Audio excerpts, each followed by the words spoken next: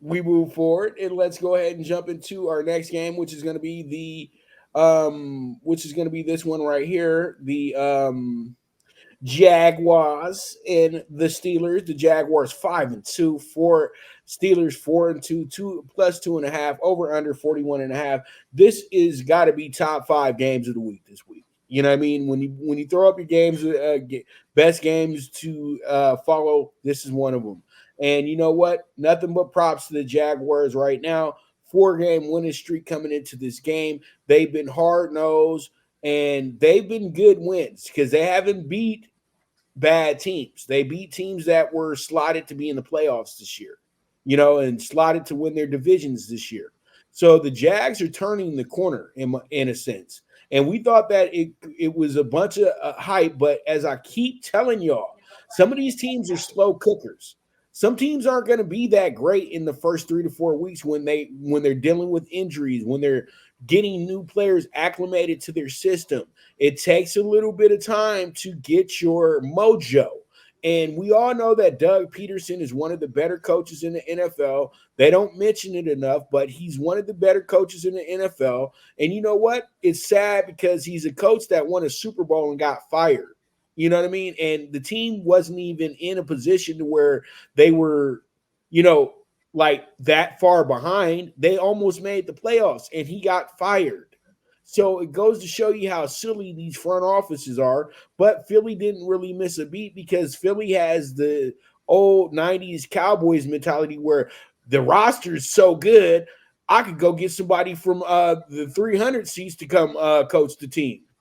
And that's how Nick Sirianni looks most of the time when he's coaching the team as well, too. So, it all makes sense. But the Jaguars were blessed to get this coach because he is in the right place. The Jaguars just asked, the Jaguar fans just asked for you to win. That's it. The owner just asks for you to win. The expectations are not great. But you know what? With a Trevor Lawrence, a winner, we have expectations now. Can we both say that Trevor Lawrence, if he can continue to be this good, he'll be the greatest quarterback in Jags history? And I thought nobody was ever going to supplant Mark Brunell. But we're at that point now. So the Jags, to me, look really good. They're one of the better teams in the NFL right now. I got them in my top 10 as well, too, and deservingly so. And the Pittsburgh Steelers, me and Jeff told y'all that they were going to be a problem. Why? Because they have Mike Tomlin and because they have the moxie of a team that understands exactly who they are. They don't go outside of the box and try to be things that they aren't.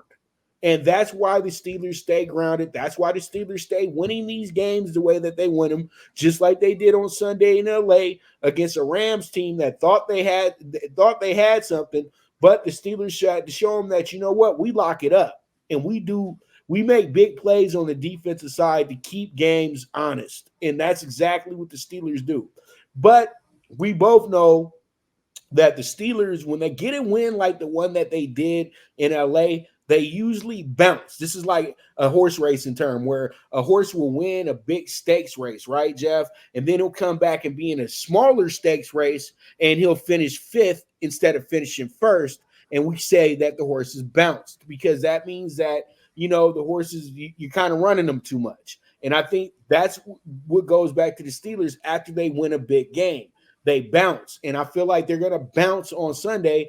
That's why I'm going to take the Jaguars with the plus one with the minus 150 because you're giving me the Jags as the favorite in Pittsburgh. You're telling me that you don't trust Pittsburgh as much, and I would say that Pittsburgh would need to be the favorite after winning the games that they've won, but we know that they haven't been able to really turn that corner on a weekly basis. And this is the perfect game for the Jags to go in there and really prove a point. And hopefully I'm right because it seems like I keep jumping on these games with teams that have been really good, Jeff, and then they go into these games against the established teams that are at home, and then they get their asses whooped.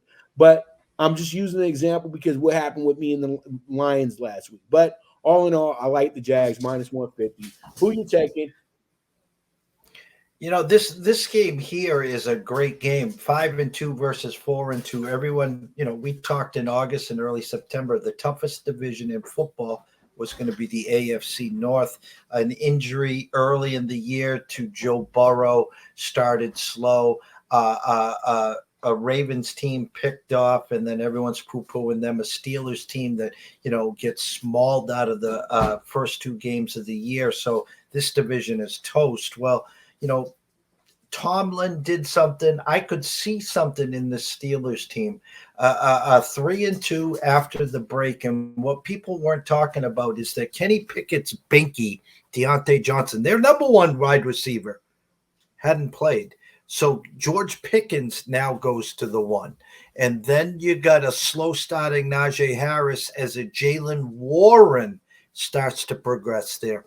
And now his tight end, his other binky, Pat Frymuth, hurt, now on the IR. But something happened after the bye week. They went to LA, they started slow, but things started to progress. Deontay Johnson, George Pickens, Jalen Warren, Najee Harris, and the defense. I told you Pittsburgh goes as far as TJ Watt being healthy. Bad for not a bad for welcome back first half, strong second half. They come back home 4-2. A Jags team, as you said, winners of four in a row. Very impressive. ETN top five back in the league right now. Calvin Ridley, one catch last week for 5 yards. How's that for your fantasy? Zay Jones still hurt, hasn't played, but Christian Kirk steps up. Evan Ingram steps up. So a defense playing great as well. I think your eyes are spot on, Pops. I would respect the Steelers more as a favorite as I look at our spreadsheet. The Steelers play the Thursday night game next week at home against the Titans. So you don't take care of business this week. Short week next week with the Titans coming to town with O. Henry and company. So I bought the hook. I get the Steelers +3 -120 here. Our true numbers here on our spreadsheet: Jaguars -1.5 with a 41. Now 2.5 with a 42. Vegas is telling you 23-20, first one to 23 wins. If that's the case, at worst, I push. I like the Steelers in the upset, Pops, to go to 5-2. I got you. And you know what though? And it's so funny because they literally put the same thing that I put the odds makers before, because I do my odds about a few hours before they all come out. And they placed the Pittsburgh Steelers at a +3. And I knew that's what the deal was going to be, because you got to look at the fact that the Jaguars have won four in a row and four tough ones in a row. But at the same time, too, that the Steelers are still considered a work in progress, and so that's why they're gonna be the dog in games against teams they feel are better, and it's gonna be like that because they don't have a box office quarterback now. If Prime Big Ben was playing, this is a 5.5 to the Steelers. It's easily, you know what I mean. So how times have changed. But let's go ahead and jump into our next